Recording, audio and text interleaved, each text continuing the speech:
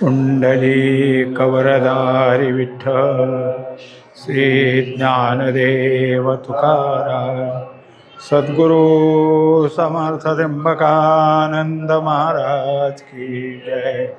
माऊली ज्ञानेश्वर महाराज की जय। जगद्गुरु तुकाराम महाराज की जय। श्री गुरुदेव दत्त। ज्ञानेश्वरी अध्याय 9। समोहं सर्वभूतेषु न मे द्वेषोऽस्ति न प्रिया ये भजन्ति तु मां भक्त्या मयि ते तेषु चाप्यहं। हा 29वा श्लोक आहे। सर्व भूतांच्या ठिकाणी मी समान आहे, ते मला आपला आणि परका असं कोणी नाही। जे मला भक्तिपूर्वक भजतात ते माझ्या ठिकाणी आहेत आणि मी त्यांच्या ठिकाणी आहे। तो मी पुससी कैसा, जरी जो सर्वभूती सदा सरीसा, तेथ आपपरू ऐसा भागू नाही। मी कुठे आहे, कसा आहे असं जर विचारशील तर मी सर्वभूत मात्रांच्या ठिकाणी सदा समान असा आहे आणि सदोदित आहे।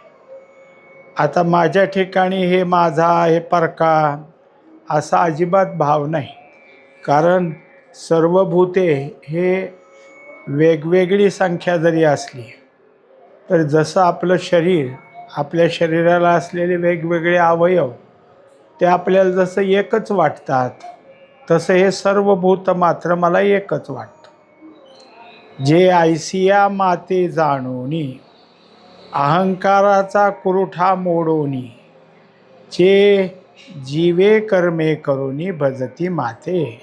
आता त्यांच्या ठिकाणी काय झालेलं आहे की माझंच सगळं अनन्य भाव असल्यामुळे अहंकार जो आहे तो मुळापासून त्यांनी काढून टाकला आहे आणि जे काही कर्म त्या ठिकाणी आलं आहे तेवढं कर्म काय आहे करायचं आणि ते कर्म सगळं माझंच भजन आहे असं समजून करायचं। ते वर्तत दिसती देही परिते देही ना माझ्या ठाई, आणि मी तयाच्या हृदयी समग्र असे। तर ही पाठांतराची ओवी। भगवंताने सांगितलं की ते सगळे भक्त माझ्याहून वेगळे दिसतात, त्यांचा देह आहे, देहाप्रमाणे त्यांचं काय आहे वर्तन चालू असतं, पण ते जरी देहानं दिसत असले तरी माझ्याच ठिकाणी त्याचं अंतःकरण आहे। त्या अंतःकरणाने माझ्याशी एकरूप झालेले आहेत आणि मी तयाच्या हृदयी समग्र असे। वास्तविक पाहता सगळ्याच्याच हृदयाच्या ठिकाणी भगवंत आहे, पण आपल्याला तो काय झाला आहे की आवरणाखाली झाकला आहे आणि हे जे भक्त आहेत यांच्या ठिकाणी आता राहिलाच नाही। तो जर काही असेल तो उघडा झाला, कारण त्यांचं आवरण संपलं, अंतःकरण शुद्ध झालं, म्हणजेच त्यांना तो आता सहज सगळा दिसू लागला। सविस्तर वटत्व जैसे बीज कणिके माझी असे, आणि बीज कणू वसे वटी जेवी। उदाहरण दिलं की जसं वडाचं बिये, त्याच्या ठिकाणी काय आहे की उत्पादन शक्ती म्हणजे त्याच्यातनं वड पुन्हा निर्माण होणार आहे, पण आत्ता कसं आहे तर जेवढा काही निर्माण होऊन मोठा होणारा वृक्ष येतो तो सगळा या एवढ्याशा बियामध्येच मावलेला आहे। बी केवढं असतं, लहानच, म्हणून त्याला बीज कणिके माझी। कणिका म्हणजे लहान असं बीज आहे, पण आणि बीज कणू वसे वटी जेवी, आणि जेव्हा वडाचं झाड मोठं होतं, चांगला घेरा तयार होतो, तेव्हा त्या सगळ्या वडाच्या झाडात हेच बीजाचा कण जाऊन काय आहे समग्र झालेला आहे। तेवी आम्हा तया परस्परे बाहेरी नामाचीच अंतरे, वाचोनी अंतवट वस्तू विचारे मी ते चिते। आता वर दिलेली ओवी आपण पाहिली की ते वर्तत दिसती देही, आणि आताची ओवी देतात. जवळजवळ काय आहे, अर्थ एकच दिला, पण देताना असं दिलं की तेवी आम्हा तया परस्परे. ते जे काही आहेत ते देहस्वरूप आहेत, मी देवस्वरूप आहे. आणि आमचं कसं आहे, वेगवेगळं शरीर, बाहेरी नामाचीच अंतरे.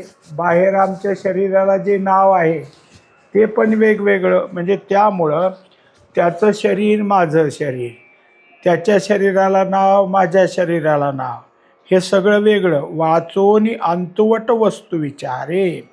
पण जर विचार करायला गेलं तर ह्यांच्या ठिकाणी कसं आहे, तर जे जे काही असेल, म्हणजे शेवटी असं म्हणायचं आहे की जे काही असेल ते वस्तू विचारे.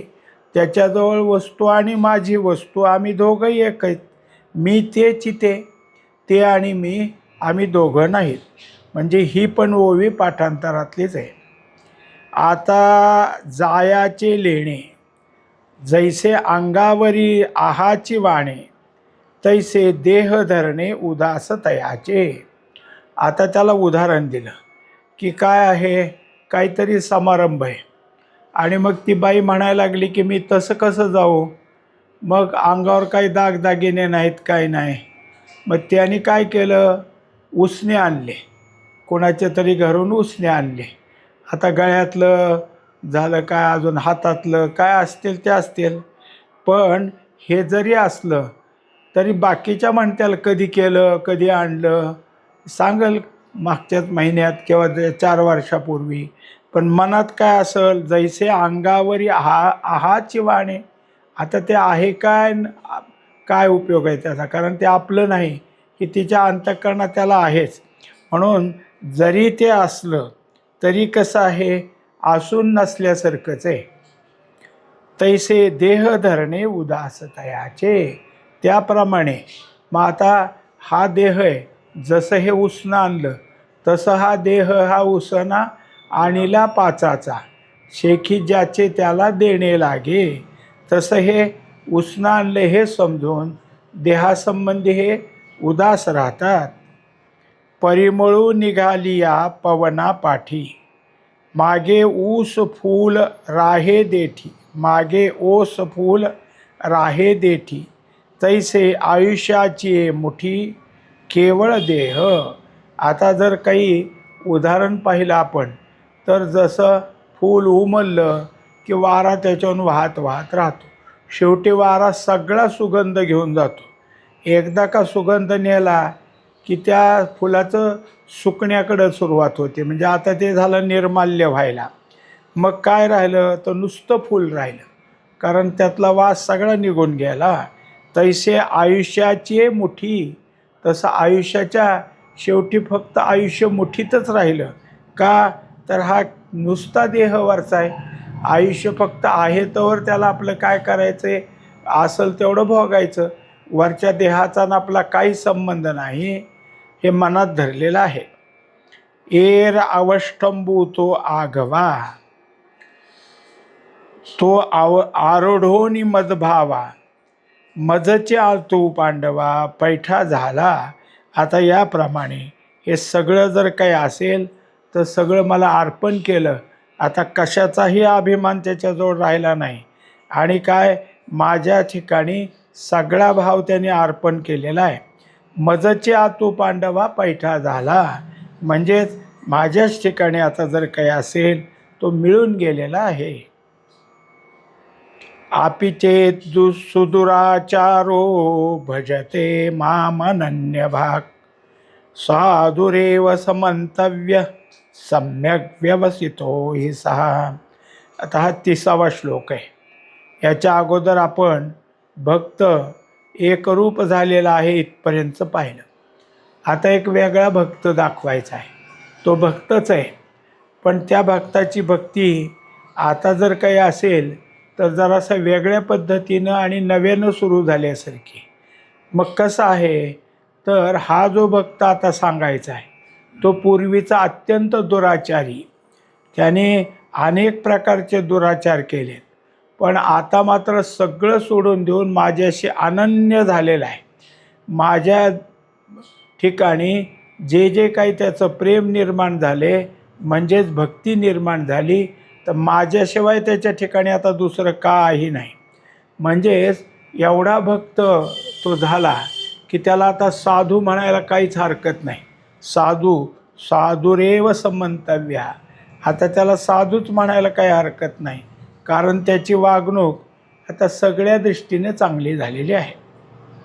ऐसे भजतेनी प्रेम भावे, सया शरीर ही पाठी न पवे, तेणे भलतया भावे जातीची या. आता हा जो कोणी असेल दुराचारी, हा कोणत्या जातीचा आहे ते असू द्या, पण त्याचं प्रेम इतकं आहे की त्या प्रेमाच्या ठिकाणी त्याने त्याच्या शरीराकडे सुद्धा पाहिलेलं नाही. तो जो काही आहे शरीर धारण करणारा, ते त्याला त्या शरीराला त्याच्याजवळ काय, आता जसं मागच्या ओवीत झालं की देहाबद्दल तो उदास आहे, तसंच ह्याच्या ठिकाणी मग तो कसंही असो त्याने आपलं काय आहे सर्वस्व मला अर्पण केलेलं आहे. आणि आचरण पाहता सुबटा, तो दुष्कृताचा स्कीर सेल वाटा, परी जीवित वेचले चोहटा भक्तीची आकी. आता अगोदर जर पाहायला गेलं तर ह्याचं आचरण कसं होतं, तर दुष्कृत म्हणजे अनेक प्रकारची वाईट कर्मच ह्यांनी केली होती. कोणतंही कर्म जे जे काही वाईट आहे त्या यादीतलं ह्यांनी केलं नाही असं नव्हतंच. सगळ्या प्रकारचे वाईट कर्म ह्यांनी केली होती. आता ते सांगतात की इतर वाईट तर आहेत, पण ह्यात त्याच्यातला एक आहे कीर सेल वाटा, म्हणजे सगळ्यात वरच्या नंबरचा. इतकं त्यांनी काय केलेलं आहे, दुष्कृत केलेलं आहे. जसं अनाथ अपराधी पतित आगळा, म्हणजे हे सगळं त्याच्याजवळ जसं असतं तसा हा दुष्कृत आहे. आणि आता मात्र परिजीवित वेचले चोहटा, आता त्यांनी जर काही केलं असेल तर संपूर्ण काय आहे की सगळं जीवन मला अर्पण केले, ते सुद्धा कुठं काय उघडपणानं, म्हणजे असं काही नाही की काय माहिती काय करतोय असं नाही, उघडपणानं तो आता माझ्या ठिकाणी कसा झालेला आहे की माझ्याशीच एकरूप झाला आहे. सगळं जीवन आता माझ्याबद्दल चाललेलं आहे. आगा अंतीचिया मती, साचपण पुढिले गती, म्हणून जीवित जेणे भक्ती दिधले शेकी. आता हे काय आहे, हा एक सिद्धांतच आहे की शेवटी जी काही बुद्धी असते अंतीची या मती, त्याप्रमाणे काय होतं, गती प्राप्त होते. अंत्यमती सा गती, आता तो तसा जाणार आहे हे ह्याला कळालं आहे. म्हणजे हा कसा आहे त्याच्यामध्ये सगळं समजून घेतलं आहे. आता त्यांनी ठरवलं की काही असो, आता मात्र आपलं जीवन भक्तीतच व्यतीत करायचं, म्हणजे शेवटी आपल्याला गती चांगली मिळेल. आपण जर हे असं काहीतरी करत बसलो तर आपल्याला गती चांगली मिळणार नाही. म्हणून शेवटी त्याने आता काय आहे भक्ती करायला सुरुवात केली, आणि त्यामुळं सगळं मला अर्पण केलेलं आहे. तो आधी जरी अनाचारी, तरी सर्वोत्तमोच अवधारी, जैसा बुडाला महापुरी न मरतून निघाला. आता हा अगोदरचा अनाचारी अनेक प्रकार केलेले आहेत, तरी सर्वोत्तम अवधारी, पण सगळ्यापेक्षा श्रेष्ठ झाला. सगळ्यात जास्त भक्ती त्यांनी केली आणि समर्पित भावनेने केली. त्याच्या ठिकाणी आता काय आहे की दुसरं काही राहिलंच नाही, फक्त भक्तिप्रेम भक्तिप्रेम.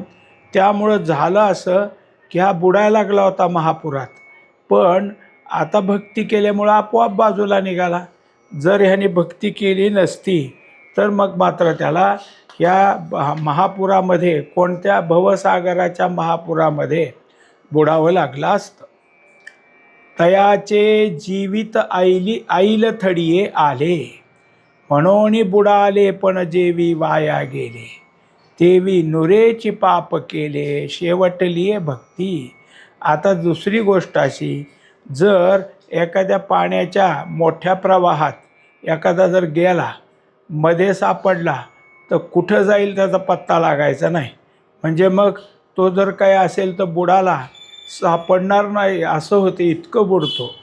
पण याने काय केलं, अगोदर सावध झाला आणि आपलं नदीत जाऊन काहीतरी आपल्याला कुठंतरी दुर्गती लागल, कुठंतरी जाऊन आपण अडकू, त्यापेक्षा नदीच्या पाण्यातच जायला नको असं समजून तो ऐल तीरावरच थांबला. तयाचे जीवित ऐलथडी येत आले, म्हणजे तो अलीकडंच थांबला. तर त्याला आता जर काही असेल तर बुडाला म्हणायचं किंवा बुडतो म्हणायचं काही कारणच उरलं नाही, कारण तो पाण्यातच शिरला नाही ना. तेवी नुरेची पाप केले शेवटली भक्ती.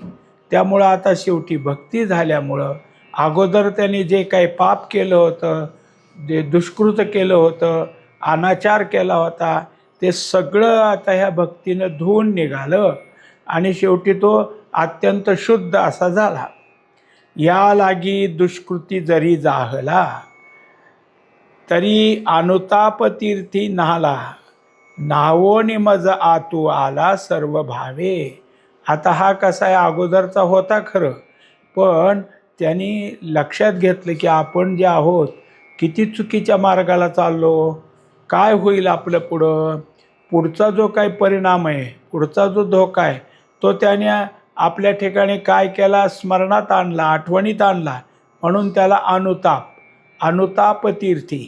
आता पुढं आपल्याला असं काहीतरी होईल म्हणून तो अगोदरच त्या ठिकाणी काय झाला की उद्विग्न झाला, नको हे वाईट आहे आणि ह्या मार्गाने आपण गेलो तर आपल्याला काय करावं लागेल, जन्ममरणामध्येच गुंतावं लागेल. असा ज्याने पुढचा परिणाम काय आहे हे जाणलं, तो त्याचा अनुताप आहे. आणि अनुताप काय करत असतो, तर मनुष्याचं पूर्वीचं जे आहे ते धुवून टाकतो. अनुताप तीर्थी नाहला. आता त्याचे जे काही अगोदर सांगितलेले दुष्कृत काय, अनाचार काय, हे सगळं काय आहे धुवून निघालेलं आहे.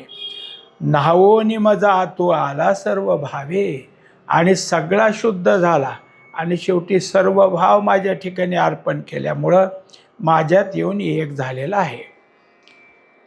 तरी आता पवित्रतयाचे चिकुळ, अभिजात्यतेची निर्मळ, जन्मले या फळ तयाशीच जोडले. आता जर काही असेल तर त्याचं कुळ पवित्र झालं आणि त्याच्या ठिकाणी पुढं जो काय आहे उदयकाळ तो आता पूर्ण झाला.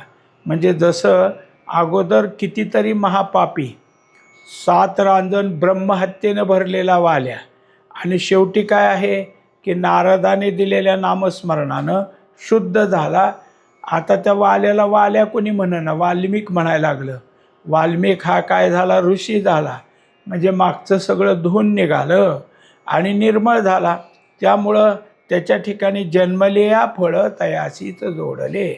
मग खरा मनुष्य जन्माला जो आला आहे त्याचं त्याने आता काय आहे, योग्य फळ प्राप्त करून घेतलेलं आहे.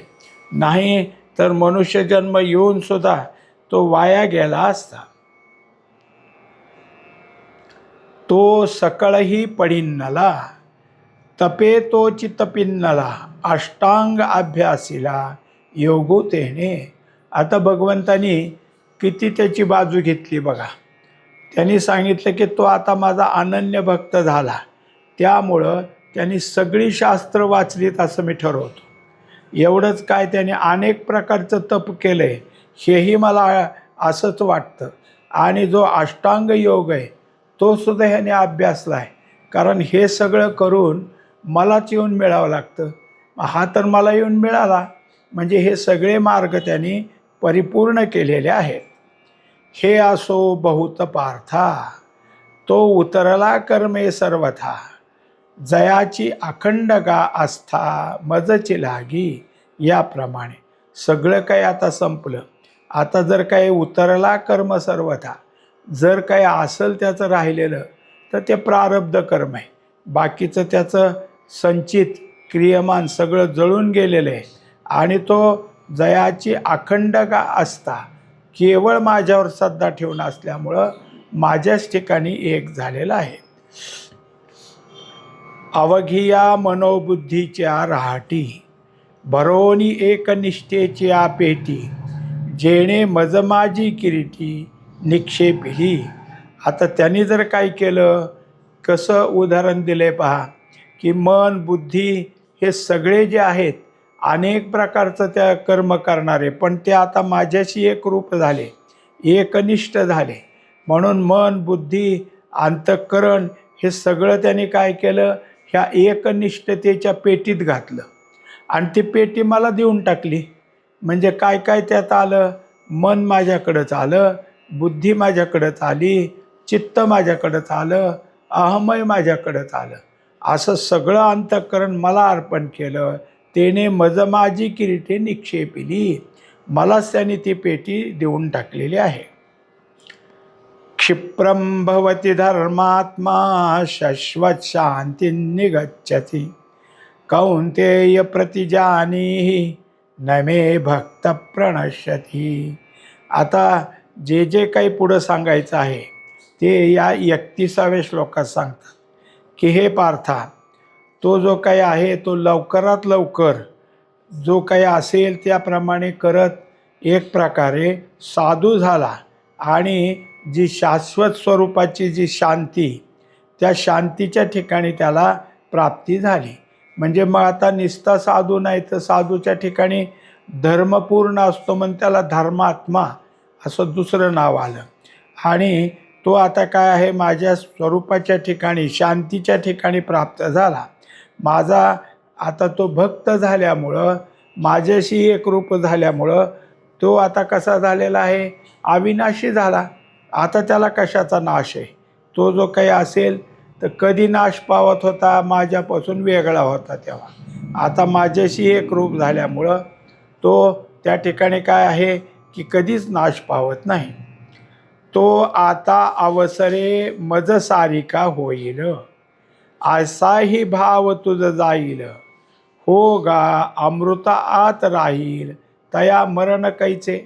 आता जरी असं वाटत असेल की झालं, ह्यांनी जर सगळं काही केलेलं आहे त्यामुळं आता तो लवकरात लवकर माझ्याशी एकरूप होईल, काही वेळ लागला तर तो माझ्याशी एकरूप होईलच, असं तुला जर वाटत असेल तर आता काय आहे की पुन्हा झाला काय, आता झाला काय, जर माझ्याशी एकरूप झाला नसतं तर त्याला मरण आलं असतं.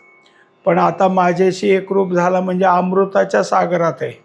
अमृत प्राप्त झाल्यावर मरण कसलं आले, म्हणजे जो माझ्याशी एकरूप झाला त्याला आता पुन्हा जन्म मरण नाही. पै सूर्य जो वेळून उदेजे, तया वेळा की रात्र म्हणिजे, तेवी माझी भक्ती विन जे कीजे, ते महापाप नोहे. उदाहरण असं दिलं की जोपर्यंत सूर्य उगवत नाही तोपर्यंत त्याला रात्र म्हणावी. रात्र कधी असती, सूर्याच्या अभावामध्येच. आता सूर्य जोपर्यंत नाही तोपर्यंत ती रात्र आहे.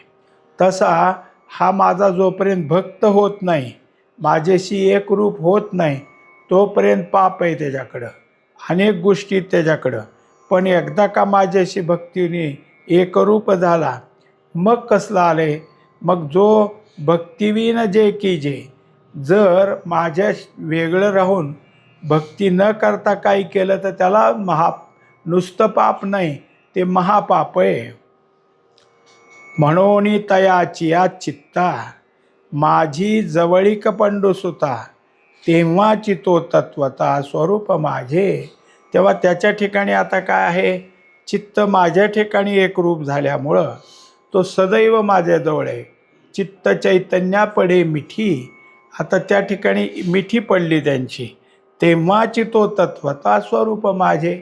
चित्तन चैतन्य एक झालं की भगवत स्वरूपच तो झालेला आहे.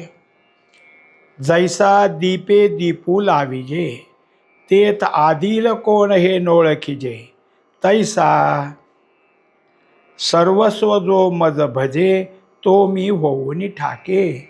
आता उदाहरण असं छान दिलंय पहा की एका खोलीमध्ये काय केलं की दिवा लावलेला होता.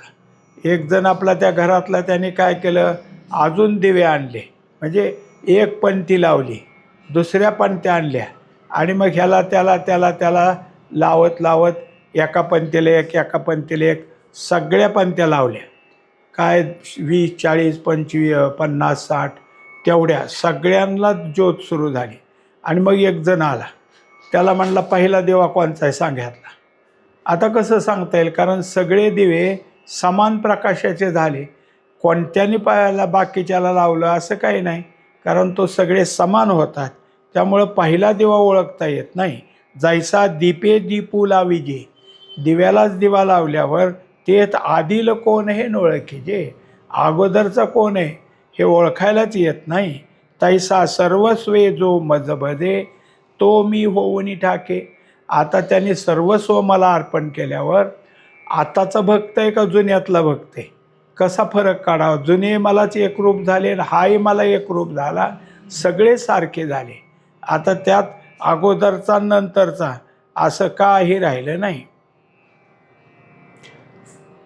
मग माझी नित्य शांती, तया दशा ते चिकांती, किंबहुना जीती माझेनी जीवे.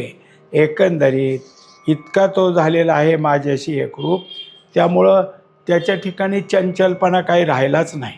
तो नित्य शांतीच्या ठिकाणी राहिला. आणि कोणताही मनुष्य ब्रह्मज्ञानानं परिपूर्ण झाला की त्याच्या ठिकाणी एक तेज असतं. म्हणून ते सांगितलं तया दशा ते चिकांती. आता त्याला शांतीची दशा असल्यामुळं त्याच्या शरीरावर सगळी कांती दिसू लागली, तेजोमय शरीर दिसायला लागलं.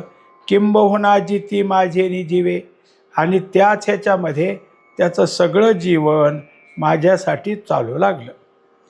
एथ पार्था पुढत पुढती, तेची ते सांगो किती, जरी मिया चाड जरी मिया जाड जरी भक्ती न विसंबीजे. तेव्हा आता परत परत सांगण्यापेक्षा एकच सांगितलं की ज्यांना माझी चाड आहे, मी प्राप्त व्हावा असं ज्याला वाटतं त्यांनी भक्तीच आहे, भक्तीशिवाय दुसरं काही करायचीच गरज नाही. भक्ती सोडून दुसरं काही कशावर विश्वास ठेवू नको. न विसंबीजे, दुसरीकडे कुठं ठेवू नको. भक्ती केली की माझ्या ठिकाणी प्राप्त होशील. आगा कुळाची या चोकटपणा न लगा, अभिजात्य झणी श्लाघा, व्युत्पत्तीचा वावगा सोसू का व्हावा.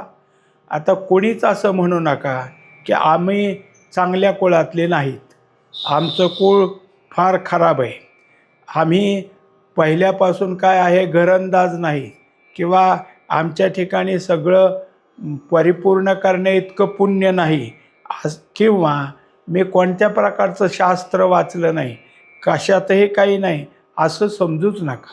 भक्ती केली की सगळं त्याच्यात प्राप्त होतं. त्याच्यामुळं काय आहे की भक्ती झाली की ज्ञान त्याच्या पाठीमागं सहज प्राप्त होत असतं. पुढे भक्तीने धरिले हाती, मागे ज्ञान वैराग्य धर्म येती. हे सहज मागं प्राप्त होत असतात. का रूपे वयसा माझा, हाथिलेपणे का गाजा, एक भाव नाही माझा तरी पाल्हाळते.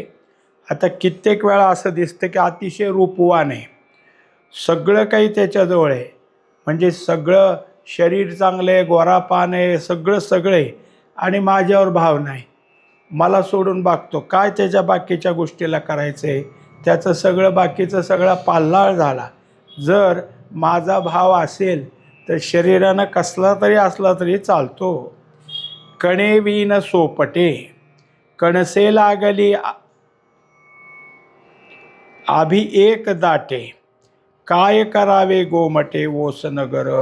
आता जर कणस आहे, चांगलं दणकट दिसतंय पण त्याच्यात दाणाच भरला नाही, मग अशा कणसाला काय करायचं? किंवा अतिशय सगळीकडून रेखीव ह्या रस्त्याला लागलं म्हणजे तिकडचं सगळं दिसतं, इतकं सरळ रस्ता आहे, इकडून तिकडं सरळ रस्ता आहे, मोठमोठे चौक आहेत, कुठं एका गावात इतकं सुंदर गाव आहे की कुठं बघावं तिकडं काय आहे, आखीव रेखीव सगळं, एक माणूस राहत नाही. काय करायचं तसल्या शहराला? ना तरी सरोवर आटले, राणी दुखिया दुखी भेटले, का वांज फुली फुलले झाड जैसे. किंवा आटलेलं जसं सरोवर असावं, किंवा एखादा दुःखीन त्याला दुसरा दुःखीच भेटला, किंवा ज्या झाडाला फुलं येत नाहीत अशा झाडाला दुसरं झाड भेटलं तर मग काय आहे, तैसे सकळ ते वैभव अथवा कुळ जाती गौरव, जैसे शरीर आहे सावेव परी जीवची नाही. तसं सगळं वैभव आहे, कुळ चांगले, जात चांगली, पण आणि शरीरसुद्धा दणदणीत आहे, पण त्याच्यात जीवच नाही, नुसतं प्रेत आहे. काय करायचं आहे आपल्याला? माझी भक्ती विन जळो ते जी आले पण, आगा पृथ्वीवरी पाषाण नसती काही. त्यामुळं जे भक्तीशिवाय आहेत त्यांचं जीवन काय कामाचं? जळो, भगवंता माऊलीने म्हटलं त्याला. ते असं पुन्हा सांगतात, हा जसा तसं जसं अनेक दगडं दिसते चौकडं, तसा हा एक दगडच आहे. जसे अनेक पृथ्वीवर दगड आहेत तसा हा एक दगडच आहे असं समजावं लागेल. पुंडलिक वरदारी विठ्ठल श्री ज्ञानदेव तुकाराम, सद्गुरु समर्थ त्र्यंबकानंद महाराज की जय. माऊली ज्ञानेश्वर महाराज की जय. जगद्गुरु तुकाराम महाराज की जय. श्री गुरुदेव दत्त.